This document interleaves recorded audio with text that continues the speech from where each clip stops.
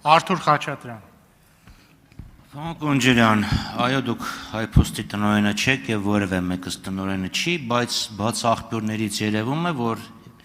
2025 թվականին վնասը կազմել է 523 միլիոն դրամ։ Այսինքն վնասով աշխատող ընկերությունը ինքնաբավությունը ինչի հաշվին է ապահովում պետական բյուջեից, բաժնետիրոջից, որտեղ փակ բաժնետիրական ընկերություն է։ Եվ այստեղ ակնհայտ է գործակալ պրինցիպալ հակասությունը։ Լավ, այնպես որ այո, պետական աշխատող չի ձեր տիկինը եւ բյուջեից չի ստանում ուղղակիորեն, բայց լինելով ՓԲ-ի տնօրեն, որի բաժնետերը Հայաստանի Հանրապետությունն է, գումարը գնում է բյուջեից, որովհետև սա վնասով աշխատող ընկերություն է։ Այլ տարբերակ չկա, նույնիսկ եթե պարտք է վերցնում, այդ պարտքը ինչի հաշվին է բացակ, լավ, մնացորդ։ Դա երևի ելույթով կխոսեմ, բայց դա պետք է ուշելն է, վնասով աշխատող ընկերության տնօրենը ստանում է բարձր աշխատավարձ, ասում եք դա բյուջեից չի, բա որտեղից է դեֆիցիտը փակվում։ Երևի ճիշտ կլինի ՓԲ-ին իհարկե հարցում անցկացնել, բայց եթե կարող եք դրան անդրադառնալ, խնդրեմ։ Հարցս ուրիշ բան է, տեսեք դուք ասում եք կայո մենք սխալվել ենք։ Բնականաբար ցանկացած մարդ էլ սխալվում է, հետո սխալը ուղղում է եւ պրոգրեսի էությունը դրանում է։ Դիալեկտիկան է դրանում է։ Բայց ես եմ հասկանամ, սխալը գիտակցելը արդյոք մեղքից ազատում է թե չէ։ Գիտեք ինչ եմ ասում, որտեղ Նիկոլ Փաշինյանն ասում էր, այո, ես պատասխանատու եմ, բայց մեղավոր չեմ։ Ձեր այդ սխալների արդյունքում մենք ունեցանք հազարավոր զոհեր, մենք ունեցանք կորուստներ, մենք ունեցանք ադրբեջանցիներ, ովքեր բուն են դրել Հայաստանի Հանրապետության տարածքում եւ լկտիությունը ասել են աստիճանի, որ Հայաստանին պարտադրում են փոխել սահմանադրությունը։ Հստակ է, մեզ խնդրեմ բացատրեք։ Ձեր կարծիքն եմ ուզում իմանալ։ Պերճախոսաբար, արդյոք սխալի գիտակցելը ազատում է պատասխանատվությունից։ Ավարտեք։ Պարոն Խաչատրյան, նախ պարտք չի վերցնում,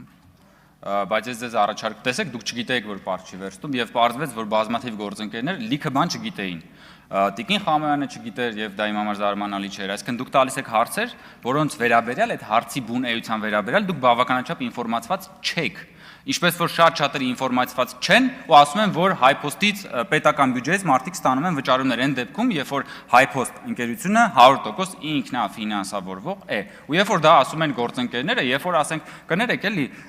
դուք հիմա փորձում եք մեր գործընկերների, տարբեր գործընկերների, ընտանիքի անդամների, բարեկամների, այս կամ այն պետական կառույցում կամ պետականի հետ առնչվող կառույցների վերաբերյալ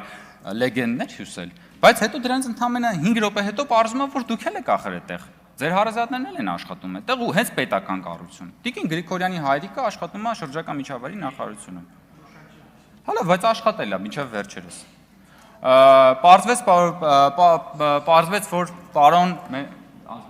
Մանուկյանի կինը աշխատում է ազգային եւ լավ է անում, ժողովուրդ ջան։ Բայց ես զարմանում եմ ուղղակի այս բանի վրա, հասկանում եք, երկակի ստանդարտի վրա, որ դուք բյուջեից վարձատրվող ձեր ազգականների մասին չեք հիշում, բայց բյուջեից չվարձատրվող այլ մարդկանց մասին լեգենդներ եք պատտեցնում։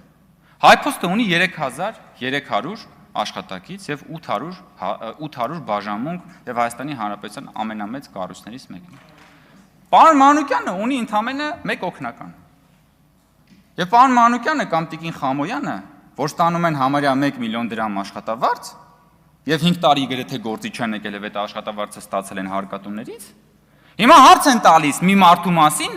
ով ղեկավարում է կառույց, որն ունի 3300 աշխատակից եւ 800 բաժանմունք եւ չի վճարվում պետական բյուջեից։ Լավ եք անում, որ հարց տալիս եք, ես խնդիր չեմ տեսնում դրա հետ, ժողովուրդ ջան, բայց որ դուք դա փորձում եք քաղաքականապես գործիքայնացնել,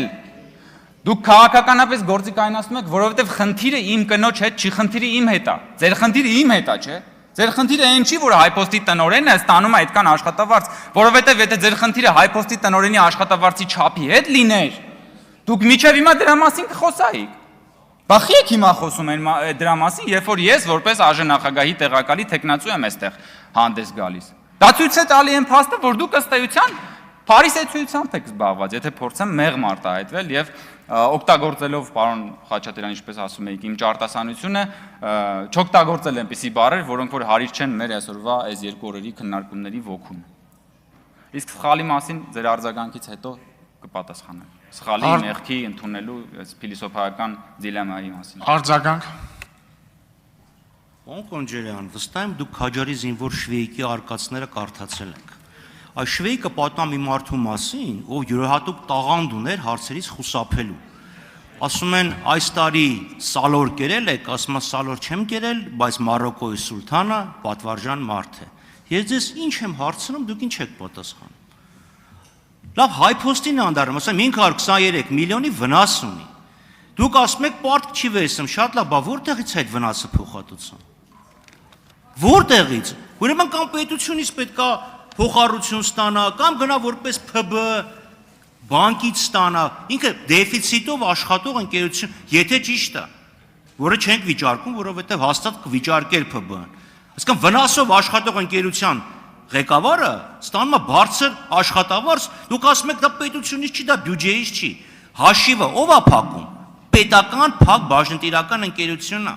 հանրությունն է փակում, հանրային միջոցներ են, հետևաբար ձեր այդ պնդումը, որ հանրության վրա ծախս չկա, առ ոչինչ է։ Լավ, հիմա էլ մեղքի եւ մնացածի մասին էլի